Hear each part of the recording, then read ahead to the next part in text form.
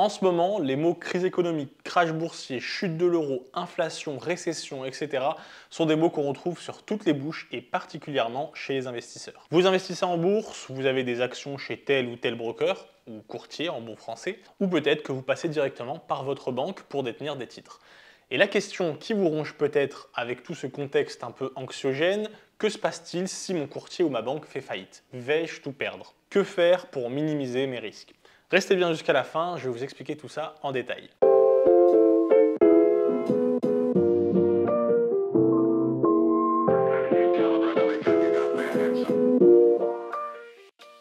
Salut à tous, si tu ne me connais pas, bienvenue sur ma chaîne, je suis Emilio S, juriste et web entrepreneur.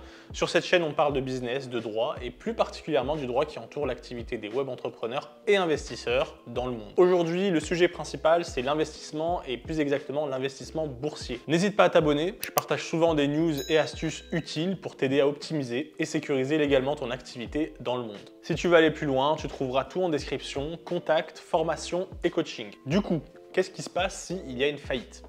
Pour comprendre ce qui peut arriver à ton argent et à tes investissements en cas de faillite de ton intermédiaire financier, donc banque ou courtier en ligne, il me paraît important déjà de poser le contexte et rappeler quelques bases. Ici, il s'agit bien d'argent. Une crise économique va directement toucher votre argent, la valeur perçue de cet argent, mais aussi la valeur de vos titres. Quand vous travaillez, vous acceptez de l'argent. Quand vous achetez des titres contre de l'argent, vous faites confiance en la monnaie utilisée. Vous savez que les euros ou les dollars que vous utilisez sont reconnus par tous, car la monnaie, quelle qu'elle soit, repose toujours sur une notion vitale qui est la confiance. Sans confiance, la monnaie ne vaut plus rien. Et ça, c'est le rôle de l'État. Le rôle de l'État est donc de conférer à quelque chose la qualité monétaire, et le second rôle est d'assurer la confiance dans le système monétaire et financier. Et c'est bien ce second rôle qui nous intéresse, assurer la confiance dans le système.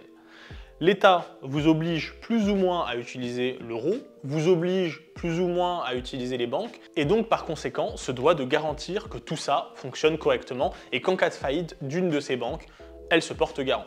Vous comprenez peut-être maintenant pourquoi il y a un lien fort entre les banques et l'État, pourquoi l'État peut venir soutenir les banques en cas de problème, car si une banque fait n'importe quoi ou fait faillite, c'est l'État qui en pâtit en premier, car la confiance au système qu'elle représente faiblit. Je ne suis pas soumis aux banques. Par conséquent, pour protéger notre argent à chacun, vous, moi, il existe donc un fonds de garantie qui a été créé par l'État et qu'on appelle le FGDR, pour Fonds de garantie des dépôts et des résolutions. Le FGDR a été créé en 1999, il est destiné à indemniser les clients en cas de défaillance de leur banque ou de leur organisme financier ayant adhéré à ce fonds. Il comprend dans ces garanties la garantie des dépôts, la garantie des titres et la garantie des cautions. Donc du coup, cette garantie, si votre établissement financier fait faillite, vous serez théoriquement indemnisé jusqu'à 70 000 € par ce fonds, et si votre intermédiaire est une banque, l'indemnisation peut monter jusqu'à 100 000 €. Alors là, on se dit ok, c'est cool, c'est mieux que rien, mais attention, il existe quelques conditions et exceptions. Bah oui, sinon ce serait trop facile. Déjà, première condition, il faut que votre établissement soit inscrit à ce fonds, donc à ce FGDR, et à ce jour, on compte 472 inscrits. Par contre, si vos titres sont détenus via une banque, là, la garantie sera automatique car les banques ont l'obligation de faire partie du FGDR. Mais si vous passez par un courtier qui a reçu l'agrément de l'autorité de contrôle prudentiel et de résolution, il est aussi normalement adhérent au FGDR. Donc là, normalement, vous êtes sécurisé. Donc si vous décidez d'ouvrir un compte chez un courtier, vérifiez bien qu'il est inscrit. Ensuite, le FGDR couvre également les clients des succursales ouvertes dans l'Union européenne. C'est-à-dire que si vous avez un compte chez un courtier en Allemagne, par exemple, qui s'avère être une succursale d'une société immatriculée en France, alors vous aurez le droit à la garantie française du FGDR. Donc là, par exemple, vous pouvez aussi vérifier la domiciliation de votre courtier pour savoir par quel fonds il est garanti, car chaque pays a son propre fonds.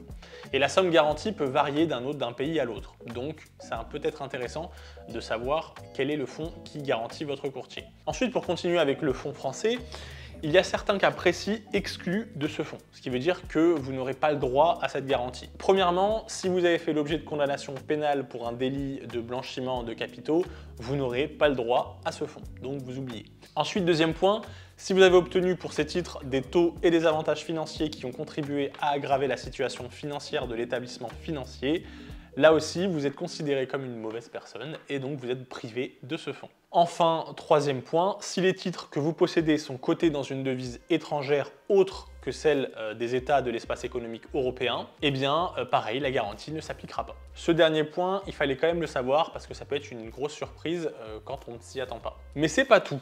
Donc là, en gros, vous avez compris, ça c'est la théorie. Donc en théorie, si l'établissement financier fait faillite et que vous perdez l'argent sur votre compte ou les titres en votre possession, vous avez donc droit à cette indemnisation.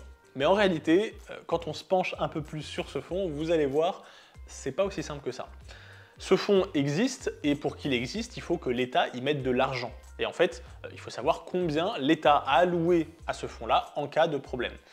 Eh bien, la somme allouée est de 6,1 milliards d'euros. C'est tout. 6,1 milliards d'euros. Donc, je vous laisse faire le calcul. Si on fait le calcul et qu'on prend 6,1 milliards d'euros divisé par 100 000 euros, qui est la garantie pour chaque personne, ça nous fait 61 000. Ce qui fait qu'il n'y aura que 61 000 personnes qui pourront avoir cette garantie. Alors bien sûr, il faut que les 61 000 personnes aient 100 000 euros sur leur compte à garantir, hein.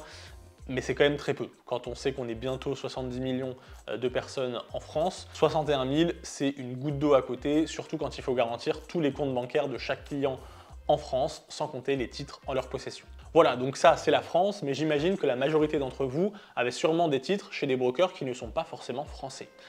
Prenons par exemple Interactive Broker, qui est américain. Comment ça se passe dans ce cas-là? Eh bien la logique est la même aux USA. Aux USA, ils appellent ça la FDCI pour Federal Deposit Insurance Corporation. Elle a été créée en 1933 en réponse aux milliers de faillites de banques qui se sont produites durant la Grande Dépression.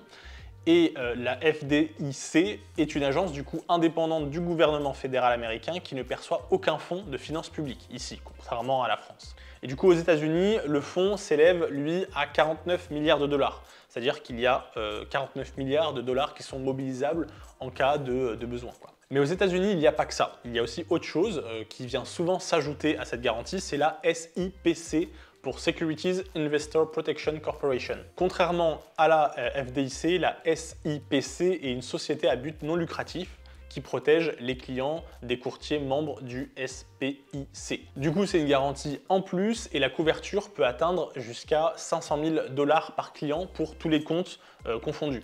De la même situation, y compris un maximum de 250 000 $ en espèces. Ici, c'est déjà une somme plus importante et ça a l'air d'être quand même plus solide étant donné la diversité des garanties. Donc quand vous ouvrez un compte chez un courtier, pensez à vérifier les garanties qu'il propose et notamment s'il est inscrit à ce dernier fonds. Vous l'avez compris, chaque pays a son propre système de garantie et il est important de vérifier quel est le pays d'immatriculation de votre broker ainsi que les garanties qu'il propose à ses clients pour pouvoir être un petit peu plus serein sur les conséquences en cas de faillite. En période de difficulté économique, comme on le vit en ce moment, c'est important de savoir si nos titres sont gérés par un intermédiaire solide. Cette solidité s'apprécie vis-à-vis du pays et des organismes de garantie dont il est membre. Comme vous le disent souvent beaucoup d'entrepreneurs, le plus important est de diversifier vos investissements et cela s'applique aussi aux brokers que vous utilisez. Soit vous décidez d'utiliser un seul broker car vous avez pleinement confiance en sa solidité, mais aussi aux garanties qu'il propose, soit vous pouvez utiliser différents brokers pour ne pas mettre tous vos œufs dans le même panier. Voilà, c'est une question qui est souvent posée. Je sais que ça peut être très inquiétant en période difficile comme on la vit en ce moment de se demander qu'est-ce qui va se passer si mon broker fait faillite. Et bien maintenant, j'espère que c'est un peu plus clair pour vous. J'espère que grâce à cette vidéo, vous avez appris quelque chose et qu'elle vous a plu. Sur ce, je vous souhaite un bon business à tous, de bon investissement à tous et on se retrouve dans une prochaine vidéo. Salut!